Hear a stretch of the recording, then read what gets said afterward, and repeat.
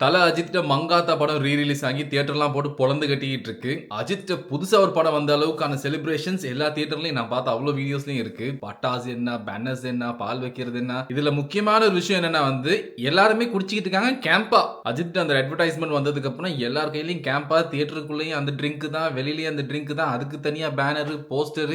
Mankatha celebrations இந்த ஒரு 1 to 2 வீக்ஸா வேற லெவல்ல போய்கிட்டு இருக்கு. ஐ திங்க் இதனால நிறைய சின்ன சின்ன படங்கள்லாம் கூட போஸ்ட்போன் பண்ணிட்டாங்கன்னு நினைக்கிறேன். திரௌபதி படத்தோட டைரக்டர் கூட நிறைய இடங்கள்ல ஒரு மாதிரி அப்செட்டா சொல்லிட்டு இருக்காரு. அஜித் மங்காத்தா ரிலீஸ் ஆகுறனால எங்களுக்கு தியேட்டர்ஸ் கிடைக்கல, பெருசா டிக்கெட்ஸ் வித்து பண்ணலன்னு சொல்லிட்டு அவர் ஒரு பக்கம் ரொம்ப ஃபீல் பண்ணி பேசிட்டு இருக்காரு. ஆனா அதுல இருக்க ஒரு விஷயத்தை பாருங்க. அஜித் அவர்கள் ரீசென்ட்லி எங்கேயுமே ஒரு கமர்ஷியல் அட்வர்டைஸ்மெண்ட்ஸ் கொடுத்தது இல்ல, எந்த ஒரு ப்ராடக்ட்டையுமே ப்ரோமோட் பண்ணது இல்ல. இப்போ அந்த கேம்பா ட்ரிங்க் ப்ரோமோட் பண்ணி போட்டிருக்காரு. இந்த படத்தோட செலிப்ரேஷன் வீடியோ, தியேட்டர் முன்னுக்கு பண்ற வீடியோ எல்லாமே நான் பார்த்ததுல பெரும்பாலும் இந்த ட்ரிங்க் தான் கையில எல்லார் கையிலயும் இருக்கு. எல்லாரும் இதான் குடிச்சிட்டு இருக்காங்க. ஒரு சிலர் கேம்பா வெர்சஸ் கோகோ கோலான்ட்டு கம்பேரிசன் வீடியோஸ் போட ஆரம்பிச்சிட்டாங்க. தல அஜித் சும்மா அப்படி வச்சிக்கிட்டு இருந்த வீடியோவுக்கு இவ்வளவு பெரிய ஒரு பிராண்டிங். எல்லாருமே இப்ப வெளியில நாங்க அதை தான் குடிக்கிறோம் அப்படிங்கிற அளவுக்கு எல்லாருமே அதை கையில வச்சுக்கிட்டு தெரிஞ்சுக்கிட்டு இருக்காங்க. அதை வேற ப்ரௌடா ஒரு போட்டோ எடுத்து சோஷியல் மீடியால அப்லோட் பண்றாங்க. இது பார்க்கும்போது தெரியுது அஜித்துக்கு எவ்வளவு ஃபேன்ஸ் இருக்காங்க. அஜித் என்ன பண்ணாலும் அதை ஃபாலோ பண்றதுக்கு ரெடியா எவ்வளவு ஃபேன்ஸ் இருக்காங்க அப்படின்னு சொல்லிட்டு ஐ திங்க் இதனால தான் அவர் நிறைய விஷயங்களை வெளியில போயிருக்காரு நினைக்கிறேன். எஸ்பெஷலி இந்த மாதிரி கமர்ஷியல் அட்வர்டைஸ்மெண்ட்ஸ் எதுவுமே நடிக்கிறது இல்ல.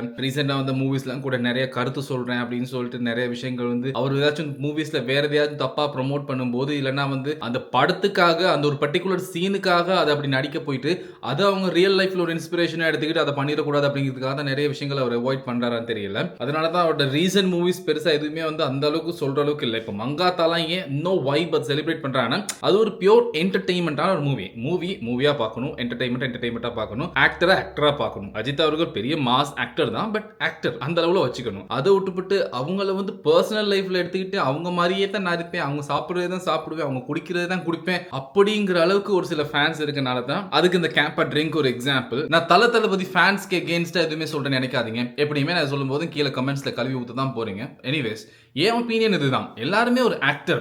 அஜித்தா இருக்கட்டும், விஜயா இருக்கட்டும், ஈவன் டாம் க்ரூஸாவே இருந்தாலுமே கூட ஜஸ்ட் அன் ஆக்டர். நம்ம என்ன ஒரு மூவி டிக்கெட் வாங்குறோமா, படம் பார்க்குறோமா, பிடிச்சிருக்கா இல்லையா, என்டர்டைன்மெண்டா இருந்துச்சா, நம்ம என்ஜாய் பண்ணோமா, அதோட நின்றுக்கணும். அதை விட்டுப்பட்டு அவங்க லைஃப்ல என்னெல்லாம் பண்ணாங்களோ அதே மாதிரி தான் நாங்களும் பண்ணுவோம், அதே மாதிரி தான் உடுத்துவோம். அவங்க என்ன மாதிரி ஒரு லைஃப் வாழ்றாங்களோ அதை எக்ஸாக்டா நம்ம ரெப்ளிகேட் பண்ண ட்ரை பண்றதெல்லாம் ரொம்ப ஸ்டூபிடான விஷயங்கள். அந்த ஒரு பர்டிகுலரான விஷயத்துல தல அஜித் அவர்கள் உண்மைக்குமே நம்ம அப்ரிஷியேட் பண்ணி ஆகணும். அதனால தான் அவர் நிறைய விஷயங்கள் அவாய்ட் பண்ணிருக்காரு ஃபேன்ஸ்க்காக சொல்லிட்டு. அவரோட ஃபேன்ஸ் மன்றங்களை கலைச்சதுல இருந்து ஐ திங்க் அவரோட ஃபேன்ஸ்க்காக தான் நிறைய விஷயங்களை பண்ணிருக்காரு. அவருக்கு சேலரிஸ் கிடைக்குது, பே பண்றாங்க, மூவிஸ் நடிக்கிறாரு, அதோட நிப்பாட்டிக்காம அவருக்கு தெரியும் ஆப்வியஸ்லி அவருக்கு எவ்வளவு பிளைண்டா அவர் நினைச்சா என்ன வேணாலும் கேட்கிற அளவுக்கான ஃபேன்ஸ் இருக்காங்க. ஸ்டில் அவங்க பர்சனல் லைஃப்ல இருக்கத என் லைஃப் அவங்களுக்குள்ள கொண்டு வந்துகிட்டு அதை என்ன அவங்கள பெருசா நினைக்க கூடாது அப்படிங்கிறதுல அவர் ரொம்பவே ஸ்ட்ராங்கா இருக்காரு. அந்த விஷயங்கள்லயும் அவரோட பிரைவேட் லைஃபையும் அவர் மெயின்டைன் பண்றதுல ரொம்ப கரெக்டா இருந்திருக்காரு. ஆனா உண்மையான அஜித் ஃபேன்ஸா இருக்கவங்க ஃபார் எக்ஸாம்பிள் அப்படின்னா நானும் ஒரு தல ஃபேன் தான். மங்காத்தா படம் தான் நான் வாழ்க்கையிலே பார்த்த மொத படம் தியேட்டர்ல. நான் 2011 ஓலோல் முடிச்சு அந்த டைம்ல எனக்கு 17 வயசா 16 வயசு நினைக்கிறேன், 16 வயசு 17 வயசு. அந்த டைம்ல நான் தியேட்டர்ல போயிட்டு பார்த்த மொத படம் அது வேற லெவல் அல்டிமேட். அதுவும் தலையை அப்படி ஸ்கிரீன்ல பார்க்கும்போது மாசா அப்படியே அந்த அளவுக்கு இருந்துச்சு. நானும் அந்த அளவுக்கான ஒரு தலை ஃபேன் தான். நான் என்ன சொல்ல வரேன், நான் தலையா மட்டுமே நம்ம வச்சிருந்தா அந்த லைனை கிராஸ் பண்ணாம சோஷியல் மீடியால அடிச்சுக்கிட்டு சாகாம, இல்ல நான் அவர் லைஃப்ல பண்றது எல்லாமே நம்ம லைஃப்ல நம்ம ரெப்ளிகேட் பண்ண ட்ரை பண்ணாம அவரோட படத்துக்காக வேலையை விட்டுட்டு வாழ்க்கையை விட்டுட்டு, இல்லைன்னா கிட்னியை வித்து, அதை வித்து, இதை வித்து, போனை வித்து, இல்லைன்னா அங்க இருக்கவங்களை கொண்டு, இல்லைன்னா தியேட்டர்ல போயிட்டு அடிச்சு பிடிச்சிக்கிட்டு கிரௌட்ல எல்லாத்தையும் சாவடிச்சு அந்த மாதிரிலாம் எதுவும் பண்ணாம அப்படி இருந்திருந்தா இன்னைக்கும் அவர் கண்டினியூஸா என்டர்டெயின் பண்ணிக்கிட்டே இருந்திருப்பாரு. ஐ மீன் லைக் கண்டினியூஸா அந்த மூவிஸ் கொடுத்துட்டே இருந்திருப்பாரு. ஏன்னா எனக்கு தலைய ஸ்கிரீன்ல எப்படி பார்க்கணும்னா மங்காத்தா மாதிரி படங்கள்ல தான். லைக் ஒரு மாதிரி சோஷியலா கருத்து சொல்றேன், சோஷியல் ரெஸ்பான்சிபிலிட்டி ஏத்த மாதிரி ஏதாச்சும் பேசுறேன். என் ஃபேன்ஸுக்கு நான் தம் அடிச்சா பிடிக்காது, தம் அடிக்காம படம் எடுக்கிறேன், இல்ல நான் பொண்ணுங்களை பத்தி தப்பா பேசாம படம் எடுக்கிறேன், இல்ல நான் பொண்ணுங்களை காப்பாத்துற மாதிரி படம் எடுக்கிறேன் அப்படின்ட்டு சோஷியல் கருத்து சொல்ல வராம. ஏன் அப்படின்னா அதோட இம்பாக்ட் எனக்கு நல்லா விளங்குது. இந்த கேம்பா ட்ரிங்கை பார்த்தாலே தெரியுது. ஒரு சாதாரண கேம்பா ட்ரிங்கை அவர் குடிச்சிக்கிட்டு இருக்காரு அப்படிங்கிறதுக்காக இன்னைக்கு அவ்வளவு ஃபேன்ஸ் அதை கையில வச்சுக்கிட்டு தியேட்டர் முன்னுக்கு எல்லாருமே அதான் குடிச்சிட்டு இருக்காங்க. அப்படி இருக்கும்போது அவர் ஏதாச்சும் படத்துல நடிச்சா உடனே அதை ஒரு இன்ஸ்பிரேஷன் எடுத்துக்கிட்டு எல்லாம் பண்ணிடுவாங்களோ அப்படிங்கிற பயத்துல தான் மக்களை காப்பாத்துற மாதிரி, அம்மாவை பாத்துக்கிற மாதிரி, அக்காவை பாத்துக்கிற மாதிரி, இல்லைன்னா குடும்ப சென்டிமெண்ட் இந்த மாதிரியான படங்கள் நடிச்சிட்டு இருக்காரு. ஆனா அவர் என்டர்டெயின்மெண்ட் பண்ண விட்டுருந்தா அமர்கலம், அட்டகாசம், மங்காத்தா, பில்லா, வரலாறு, இதெல்லாம் என்ன மாதிரியான ஒரு கமர்ஷியல் ஃபிலிம்ஸ். லைக் அந்த ஒரு ஸ்டோரிக்குள்ள அஜித் போய் நடிக்கும்போது அது பார்க்கவே ஒரு மாதிரி சீனா இருக்கும்ல. இப்போ மங்காத்தால அதுதானே ஒரு நெகட்டிவ் ரோலா இருந்தாலுமே கூட அந்த ஒரு மாஸ்ல பண்ணும்போது பார்க்க எப்படி இருக்கு, அந்த மாதிரி அஜித்தை பார்க்கணும்னு எனக்கு ஆசை. தல ஒரே ஒரு ரிக்வஸ்ட் தான் இந்த ஃபேன்ஸ் சார்பா. அதாவது நீங்க பண்ற எல்லாத்தையும் திரும்ப பண்ணணும்னு நினைக்கிறாங்களே அந்த ஃபேன்ஸ்னால இல்ல. உங்களை ஒரு என்டர்டெய்னரா மட்டும் பார்த்துட்டு உங்களை ஸ்க்ரீன்ல பார்த்தா மட்டும் போதும். உங்களை ஸ்க்ரீன்ல நீங்க எப்போ ஒரு நல்ல படம் கொடுக்குறீங்களோ அதை பார்த்து சந்தோஷப்படுவோம் அப்படிங்கிற மாதிரி ஃபேன்ஸ் இருக்காங்க தெரியுமா. அந்த மாதிரி ஃபேன்ஸ்ல ஒருத்தர் தான் நானும். எங்களுக்காக ஒரு படம்னு குட் பேட் அக்லி மாதிரி இல்ல, மங்காத்தா மாதிரி. குட் பேட் அக்லி எல்லாம் நல்ல படம் நான் சொல்லவே மாட்டேன், அதெல்லாம் ஒரு பக்கா கிரிஞ்சு. ஆனா விடாமுயற்சி வேற லெவல் படம். செகண்ட் ஹாஃப்ல அதை இன்னும் கூட மாசம் ஆக்கியிருக்கலாம்.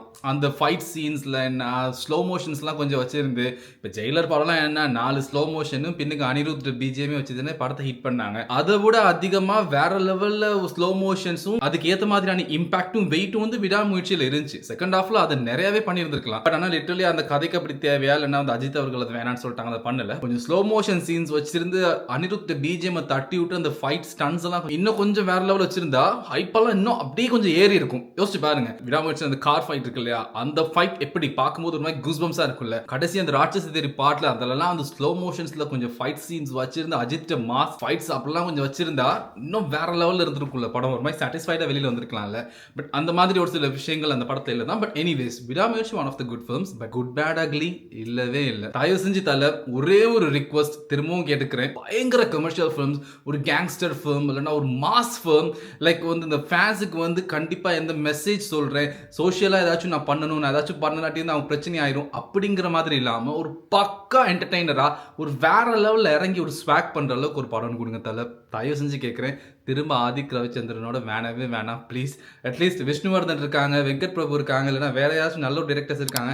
ஐ மீன் இந்த மாதிரி கதை உங்களுக்கு கொடுக்கறது கூட நிறைய பேர் இருப்பாங்க, உங்களுக்கு இல்லாத டிரெக்டர்ஸ் தான். ஆனா தயவு செஞ்சு ஆதிக் ரவிச்சந்திரன் வேணாம். இதை நான் சொல்லும்போது தலை ஃபேன்ஸ் கூட கோச்சிக்க கூடாது. பட் ப்ராக்டிக்கலா யோசிச்சு பாருங்க, நமக்கு வேணும் இந்த மாதிரி படம் தான் மங்காத்தா தான், குட் பேட் அக்லி இல்லை.